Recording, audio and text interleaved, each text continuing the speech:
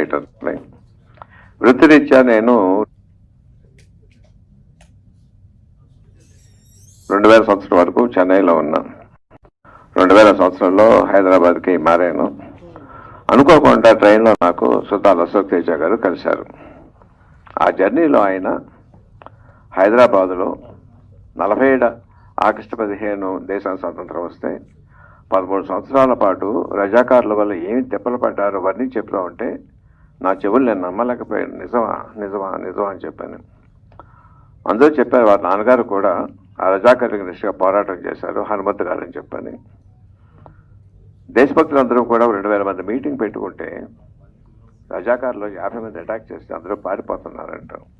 అప్పుడు ఎవరో ఒక ఆవిడ, ఏంట్రా చూస్తారేంట్రా, ఏంటహే దెబ్బకి దెబ్బ ఏంటహే అనేసరికల్లా ఆ నాన్నగారి దాంట్లో ఒక రిధిమ వినిపించి అప్పటికప్పుడు పాట పాడారు. వై వై దెబ్బకి దెబ్బ వయ్య వై ఎవడా నిజం ఎవడా సర్కార్.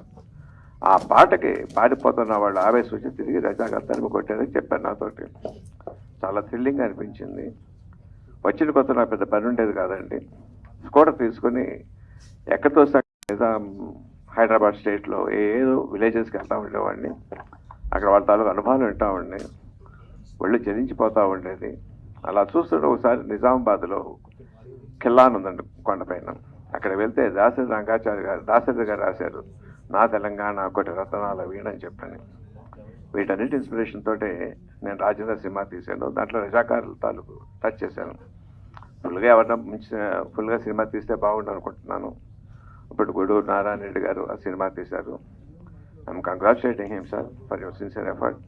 నేను సినిమా చూడలేదండి, కాబట్టి రివ్యూలు చాలా బాగున్నాయి. చూసిన వాళ్ళు చాలా గొప్పగా తీశారని చెప్పారు. డైరెక్టర్ గారు పనితనం చాలా బాగుంది. టెక్నీషియన్స్ ఆర్టిస్ట్ అందరూ కూడా బాగా చేశారని చెప్పి విన్నానండి. All the best your team. May God bless you sir. Thank you.